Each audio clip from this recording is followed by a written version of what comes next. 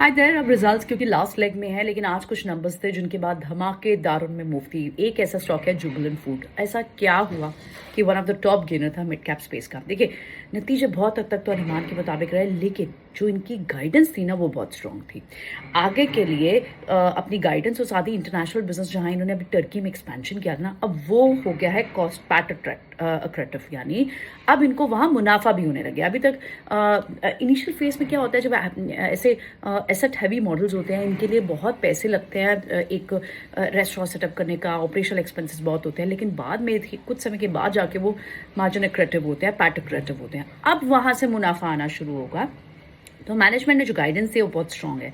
उनकी गाइडेंस के हिसाब से 5 से 7% की सेम सेल्स ग्रोथ जो है, SSG ग्रोथ जो है, वो मेंटेन करेगी मैनेजमेंट। प्राइस हाइक्स भी लेगी। बहुत हद तक इनके लिए प्राइस हाइक एक बहुत इंपॉर्टेंट कैविएट होता है।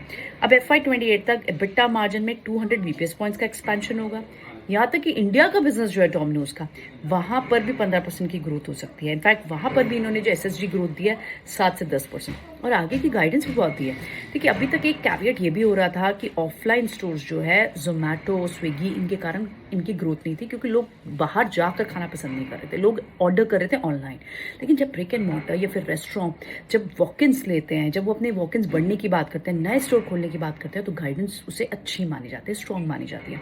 इसलिए इन्होंने आगे 3 साल के लिए 1000 नए स्टोर्स खोलने की बात की है, विच itself reflects a confidence that Jubilant Food is confident about the walk-ins, about the growth of the business। और यही वजह रही कि आज हमने देखा कि स्टॉक्स में अच्छी खासी तेज थी, स्टॉक में अच्छी मूव थी, नंबर्स के बाद स्ट्रॉन्ग गाइडेंस के साथ।